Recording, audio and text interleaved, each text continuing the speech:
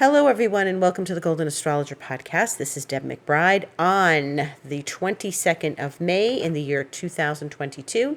I'm broadcasting from lovely Escazú, Costa Rica, where we have had a lovely sunset not long after we had a nice rainy season shower. But onward with the week. Mercury is still retrograde and will be retrograde until the 3rd of June, which is almost 2 weeks from now. And this is actually a longer than 3-week retrograde. Usually Mercury comes in around 21 days, and this is not the case this time because it went retrograde over on the 10th of May, which was a Tuesday, and it would normally be retrograde by like the 31st on a Tuesday, but it's not. It's going to stay retrograde until Friday the 3rd. And that is going to happen in the middle of the night that day, but it is definitely a longer than usual retrograde.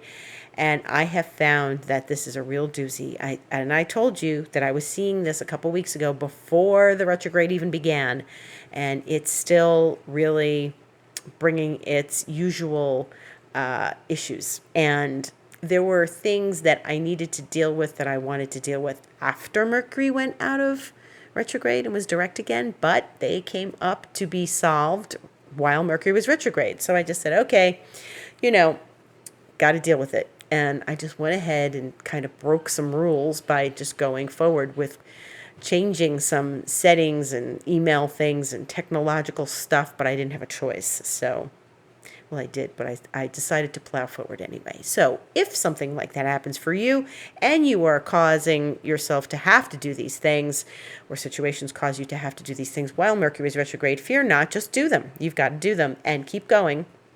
And what happens then is that if you find after the retrograde there's still some lingering issues, well, then those are the tweaks that come post-retrograde. In the meantime, we have lots of little things. Now, the sun is in Gemini. The sun is in Gemini, ruled by a retrograde Mercury, which tonight, in about an hour or so, will be going into Taurus again. It's going to leave Gemini and go into Taurus. And it is really an interesting ride this time with Mercury because it made that conjunction that it always does with the sun when it's retrograde. It was conjunct yesterday, 3:18 p.m. Eastern time, which I spoke of last week. And that's when the sun and Mercury are like that. Whenever something conjuncts the sun, it is what we call it's usually in the flames of the sun. It's in the heat of the sun. And yesterday it was called Cazimi. And Cazimi is when it's within like very small amounts of astrological degrees, or actually minutes, from the sun. So this is very powerful, and it was really hot. And what I think probably happened for you, as it happened for me, is that you got some information, or you delivered some information, or there was something around information that was resolved. Now, I got some information, and it was a little bit of a surprise, and it wasn't bad information. It was just information, and I can do whatever I want with that information, and you too can do whatever you want with whatever information you received. It's how we react to it that is the actual sort of point of it. And at first I was a little unsettled, and then I just worked with the energy a bit, and then was feeling much better by last night. But I was still processing. I mean, it was information to process on my end anyway. And I think that's what happens. It's hot. It's hot. Mercury and the sun are hot. And when we get information or ideas or clarities, when Mercury is hot like this, it's like, oh yeah, okay. All right. So then we are getting some really hot information, and this is very powerful, and we have to process it, absorb it, assimilate it. And this was an assimilating time. So no matter what information you received, I'm sure you are aware that something came to you or came into your awareness in these last few days, and you're in the process of working with it now, or assimilating it. So onward we go, and Mercury will since it's traveling backwards tonight, it's going back into Taurus, like I mentioned. But remember what it did back on April 28th. It made a trine to Pluto from the end of Taurus to Pluto at the end of Capricorn. And that means that when it does that before the retrograde, it's going to come back and do it again in this case. So Mercury will trine Pluto again on Wednesday the 25th, this coming Wednesday, at 5:49 p.m. Eastern Time. Now, that's the second one, okay? So there was probably some potent information that was easily delivered to you or you easily delivered to someone else. Potent because it was trining Pluto, and maybe again somewhat transformational. And what will happen is that the second chapter of that story that you started back on April 28th will happen on this Wednesday, the 25th. It took all this time, nearly a month, for Mercury to come back and greet Pluto again. And then there's going to be the third and final passage of Mercury trining Pluto, which is going to happen on Friday, June 10th, a week after the retrograde is over and Mercury goes direct. So Mercury starts to speed up right away and gets, through Taurus in those last few days after the retrograde, and then, heads on into getting ready to go into Gemini, but it trines Pluto again on Friday the 10th at 5:21 p.m. Eastern Time. Now, there's 3 sections to this story. So what did you start? What did you receive? What did you say? What did you hear? Or what did you realize on April 28th or around there? And then what chapter will we see continue this Wednesday? Meantime, on the level of other planets, we have 2 planets changing sign this week, and very important. So let's talk about them. Mars is going into Aries on Tuesday, the 24th. And Mars loves being in Aries. It's its own sign. It's happy in its own sign. It is best expressed in its own sign. And it's been about 2 years since it's been in its own sign. Now, this is what happens with Mars. It takes 2 years to go around the zodiac, so it's coming back to Aries now. It had done the retrograde dance back at the end of 2020. It was retrograde and then went direct. And remember, it was dancing with Pluto and Saturn and Jupiter back then. We had a lot to say back then. And then it finally changed signs and went into Taurus sometime around early January in 2021. Now it's back in Aries again, and it's visiting its own sign. And it'll stay there for a good 6 weeks or so. But it's important because Mars is now in a place of strength, and we can be direct. Mars has been in Pisces all this time. And of course, as you know, earlier this week, Mars conjunct Neptune. Things were a little foggy. That coupled with a Mercury retrograde, yes, things got foggy this week. And it was really amazing to see that. It's really details and things really got fuzzy. And it was fuzzy. And you're like, how is this happening? I can't make this up. This story was crazy. Yes. But one of the things that is so important is that Mars is going to leave Pisces and leave the end of the zodiac, go towards the beginning of the zodiac, and enter the beginning of the zodiac 7:17 p.m. on Tuesday the 24th Eastern Time. So it loves its own sign, and it can be direct, and it could be straightforward and forthright and confident. We're going to notice a shift in this immediately because Mars really in Pisces, it's not one of those signs where it's in detriment, but it doesn't really operate extremely well. It just doesn't flow well. It wants to assert. Mars wants to stand up and be counted. In Pisces, it just wants to go back to sleep. And that's not the nature of Mars. So it's complicated for Mars when it's in Pisces. And it's even more complicated when it met Neptune last week. And that was hard. That was hard. It's just trying to see your way through the fog. Trying to drive the car in the fog, as I always give that example. Mars is cars. Mars is automobiles. Trying to drive through the fog, through the rain, through the snow, through anything that's blinding your vision.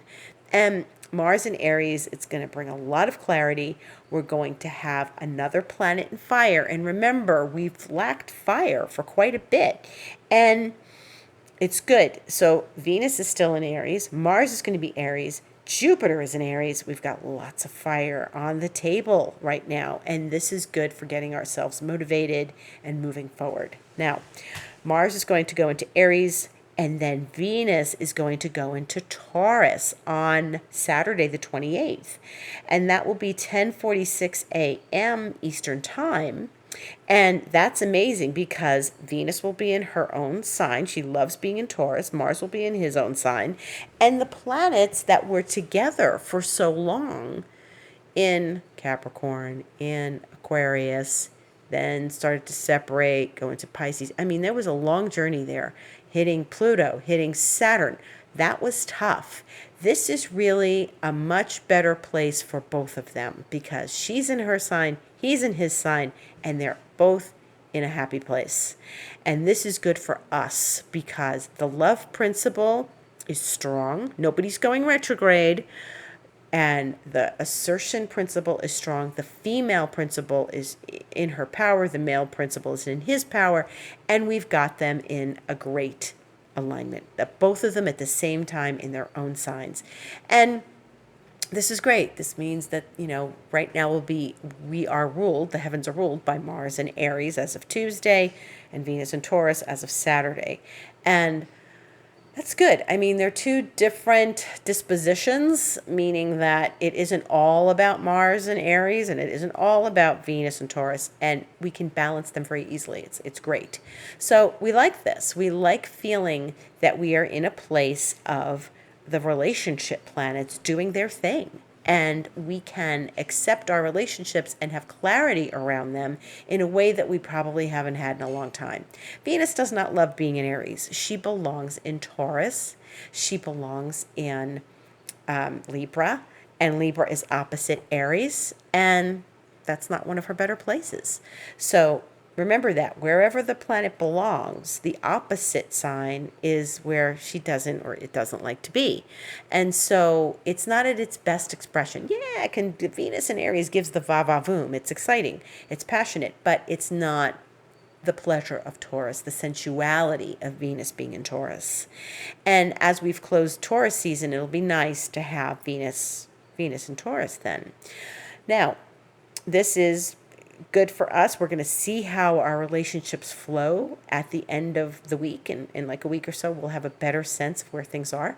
And we're going to get very clear on our relationship. So I'm excited about this. This rarely happens, This rarely happens where the two of them are in their own signs at the same time. Because Mars takes 2 years to go around the zodiac. Even though Venus goes in her signs every year, Mars doesn't. And so the fact that he's going to be in his sign and she's going to be in hers is really very balanced for us. So think about what you can do, how you want your relationships to flow, how you'd like them to go forward, how you can be more assertive and confident without getting angry. Mars and Aries, is a little punchy. But think about how things can flow better for you, especially by the end of the week. So this is very good. In the meantime, there are other things going on. Before Venus moves into Taurus, she makes one last hurrah while she's in Aries, and that means she squares Pluto on the Friday the 27th.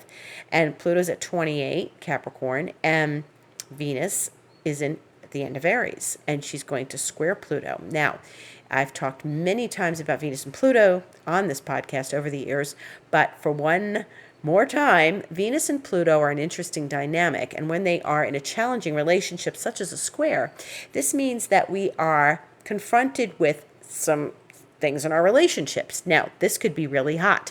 Yes, it could be very passionate. Yes, it could be really hot-tempered. Venus and Aries, squaring Pluto. She is, in a place where she's being taken into that underworld where it's, she's sizzling in Aries and then she's going into that underworld with Pluto and having, an unusual and deep and profound revelation. When Venus and Pluto come together, there are echoes of the Persephone myth. And I've talked about that myth many times on this podcast. And you can look that up online very easily, the Persephone myth and how Persephone was led into the underworld by Pluto. And we may see stories in the news about, young girls being led astray by older men, or young women marrying older men, or, having affairs with older men, etc., etc. A lot of those in the scandal sheets, you might see that. Hollywood dramas. But there's also, the component of the passion, the depth, the intensity that Venus is desiring right now. Remember, before she goes into Taurus on Saturday, on Friday when she does this, or Thursday night if you're in the Pacific time zone, she's going to have that passionate attachment to Pluto and get zapped with his powerful energy. If you are a Venus-Pluto person and you have that in your chart, you are going to feel this. You're going to resonate to this because you are having what we call a recurrence. And it may be Venus-Pluto involving triangles. In the Persephone myth, there's Persephone, her mother Demeter, the goddess of the grain, and then there's Pluto. And there is the experience and the wisdom that Persephone gains, or in this case, Venus gains, by being entangled with Pluto. So where can your wisdom of the feminine principle, of your creativity, of your empowerment, how can that be enhanced when we have this relationship happening next week? And we have this dynamic where Venus is sizzling in Aries and she's sizzling even hotter with Pluto. And so where can we take this information in and recognize it? And it may be very subtle, where you understand the feminine principle on a deeper level, where, some of us like to read, the mythologies of the goddesses and things, and some of us like to do a ritual for these kind of Venus-Pluto things. And then there's a lot of really deep emotional revelations when Venus is touching Pluto. So relationships are really a spotlight this week, and we need to pay attention to them. And that's all relationships. That doesn't have to be a personal, passionate, intimate relationship, although these aspects really bring us closer to that and recognition of that. But things about ourselves that might be in the way of our relationships, of having a relationship, be aware of those, because Venus and Pluto can enlighten us to what is in the way, what the obstacles are to our relationships that we want to have, that we desire. And Venus and Pluto is about desire. It's about desire, how we desire another, how we desire our creativity, how deep can we go with ourselves and with our creative process, and how do you love yourself? Venus is about love above all. How do you love yourself, and how do you feel about loving yourself, and how do you feel about connecting with that deep part of yourself that is loving? How can you break through the fears and the barriers to deeply loving yourself? So then and there you can create a relationship with someone else, and you're not looking outside of yourself for that relationship. So it's important. And then there's change and transformation. How can a relationship transform your life right now? What might that be doing? And how does loving yourself transform your life? So relationships are the hot item of the week. And as we look at Mars and as we look at Venus and Pluto, it's a bit of a sizzling week. And then Venus will leave Pluto and leave Aries and go into sensuous Taurus. And if you're tending your garden and and I mean it, your garden, your real garden with your trees and your plants. And I made a post yesterday about my blooming garden right now and what's blooming. But if you're tending your garden, it's great. Venus going into Taurus is excellent for the garden, fertilizing your flowers. But also it's sensual, it's sensuous. Venus wants to stand barefoot on the grass and connect with the earth. So she's going to go from, having this deep, passionate arrangement with Pluto to connecting with Mother Earth and connecting deeply with her own sense of, nature and goddess energy and the earth and the divinity of that. So, exciting moments. Then, here we are again with Mars. Mars comes back on Sunday, to conjunct Jupiter. Wow. So, Mars will conjunct Jupiter in Aries at 6:31 a.m. Eastern Time on Sunday morning, the 29th. And the next time we come to this podcast, it will have already happened earlier in the day. But as Venus is squaring Pluto, Mars is going to get revved up to conjunct Jupiter. Now, Jupiter is the planet of expansion, abundance, travel, philosophy, beliefs. It's a good time to explore our beliefs around relationships, around our courage, around our confidence, around asserting ourselves. But Mars and Jupiter, ooh, that's hot too. And also, just be aware, Jupiter expands things. That means it's not a signal for us to let our temper, Mars in Aries, get out of control, okay? This is a time to be jovial. This is the time for joy. So these are, we're moving into some joyousness around relationships, and we're moving into some sizzling experiences around relationships. Mars and Jupiter is very passionate in Aries. It's fiery. It's exciting. It's really confident. So if you are looking towards, embracing your own abilities and your own confidence levels and, up-leveling your frequency and saying, you know what, I deserve better, I deserve greater, I deserve more, I deserve good things, etc. Great. Excellent. That means that you are in a place to embrace this Mars-Jupiter and connect with what's really, really bringing you confidence from within. You can't look outside. Yes, it's a nice circle. It's like you feel confident within, you can produce on the outside of your, in your life. And it's not what's outside. If you get compliments and people say to you, hey, you did a great job on something. Hey, I really appreciate your help. Hey, you really helped me out. That like boosts your confidence. That's because you did something internally that, was happening first. Then afterwards, people complimented you. So value yourself with this Mars Jupiter. Very important. They don't come together but once every 2 years. So the last time was, a couple of years ago, and it was probably Mars going through Capricorn when Jupiter was in Capricorn. I would say it's that. So definitely connect with that. And so and then we're going to get some real action this week when we have the new moon. Actually, it's the start of next week. It's Monday the 30th. There's a new moon at 9 degrees Gemini, and that occurs at 7:30 a.m. on Monday the 30th, which is Memorial Day up in the United States, and that is Eastern Time, 7:30 in the morning. That is an important new moon. That new moon kicks out the eclipse period. So what we've experienced the last couple weeks, we had an eclipse last week, and then 3 weeks ago we had the new moon on April 30th. That was the first eclipse in Taurus with Uranus, remember that? And now we're having this in Gemini. And this is going to be the moment when we have that eclipse period, the final say happens on that new moon. So when that new moon happens, it's always great to start something new on the new moon. And usually you wait for the new moon to happen. So you wait till Monday or Tuesday, Wednesday. The days following are fine. But you wait because otherwise it's in the dark of the moon. The moon is balsamic, and we're not really at the new phase yet. But that's going to finish up the eclipse period for this season.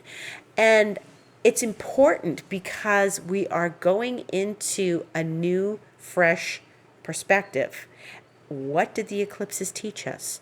What leaves, the door open to the next eclipse period? Because there's always something in the next eclipse period that has something to do with this past eclipse period.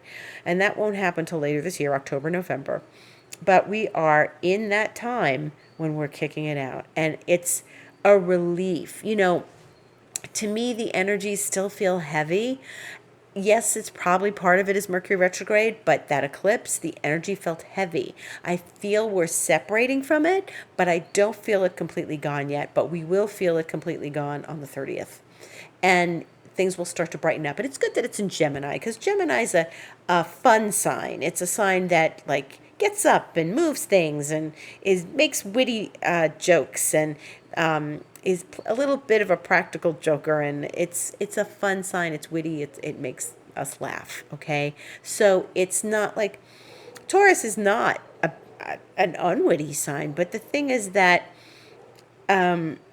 it's a deep earth sign, and it's very grounded. And the eclipse was in Scorpio, which is very intense. And so now we're getting into some like buoyant energy between, Mars going into Aries, then conjuncting Jupiter, then the new moon in Gemini. This is lots of like, woo, I'm flying, I feel good. That's this energy coming up at the end of the week. And so it's really pretty exciting. So I hope you have something planned for Memorial Day weekend if you're in the United States. And if you're elsewhere in the world, I hope you have something planned for next weekend, and you have something that you want to do or have been wanting to do, or maybe you have a hot date. Now that we're out of the eclipse section, once the two eclipses happen, you're pretty much safe to start new things. And then the new eclipse, the new moon that kicks out the eclipse is, really like bum, final, done. Okay. But this is an interesting, optimistic, positive, high energy week. Once that Mars goes into Aries, yeah, we're rocking and rolling. In the meantime, what we've got between now and Mars going into Aries is, tonight Mars is, as I speak, sextiling Pluto. And that's a very positive, flowing aspect. So Mars at the end of Pisces is sextiling Pluto. The Sun will sextile Jupiter tomorrow, and that's a really nice aspect. That's a smooth flowing aspect between the Sun in Gemini and Jupiter in Aries. These are good flowing aspects. There's nothing like crazy stressful that's in these next couple days. And then Mars goes into Aries, and we're like rocking after that. There's other things too. There's Mercury making a nice relationship to Mars in Pisces. That's tomorrow. And then on Tuesday, Venus makes a pleasant conversation with Saturn at 7:06 a.m. Eastern Time. So this is good. Now, Mars at the end of Pisces. Remember, the end of Pisces is the end of the zodiac, and it is where we surrender. It's where we let go. It's where we release. And it's where we feel that, maybe we are in a place of atonement, or maybe connecting to forgiveness on a certain level. It's like the last judgment, it's that 29 degrees Pisces is really like the last judgment. And we have to sort of connect with that in some way. In how is that affecting our life? How are we with that? What are we releasing? What are we letting go of? And this is Mars at the end of the zodiac. And this is going to be the last planet to pass through the end of Pisces for a while. So we connect with that. We release, we let go. And where can you forgive yourself? And where can you forgive yourself and then start a new day on Tuesday evening when Mars enters Aries? And then, then you can start to like high energy, get high octane, keep the caffeine to a minimum. But where can you forgive yourself? And, the moon obviously is always going through Pisces every month, and it will meet with Mars at 5:33 p.m. on Tuesday Eastern Time. And this is important because the moon goes into Aries only 6 minutes later at 5:39 p.m. It's only a 6-minute void. Once it hits Mars, it leaves. So Tuesdays, there's some poignancy to Tuesday. There's a certain level of releasing and saying goodbye to certain things and knowing that we're turning the page. So where are you turning the page, and where could you turn the page this week? And where would you like to turn the page? And then the moon is going to conjunct Jupiter. So that's going to give us a little buzz and a little bit of some interesting energy, 10:27 p.m. as you're going to sleep on the East Coast.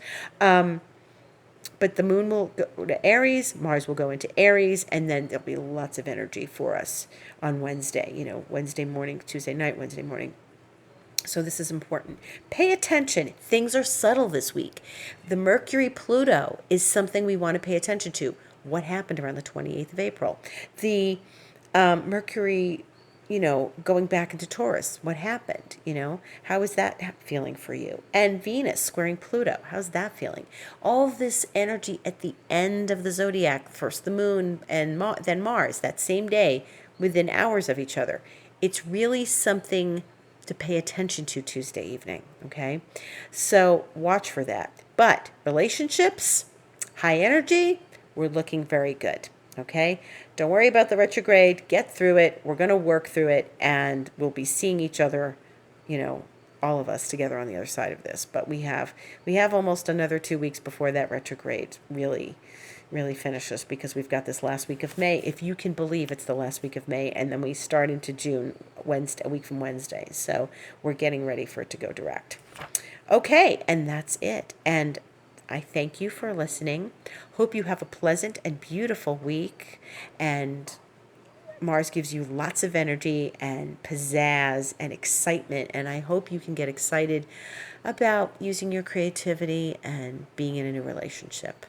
Or if you have a relationship already, I hope this adds some extra pizzazz to what you have. Thank you for listening. Gratitude to all. And if you want to see me on Instagram, I am on Instagram regularly, The Golden Astrologer.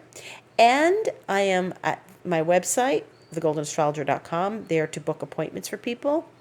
And it's all automated, so you just go right in and book an appointment. And also, I'm on Twitter at Deb Astrology, and I'm here on this podcast every week. So thank you all. Beautiful week ahead. Gratitude.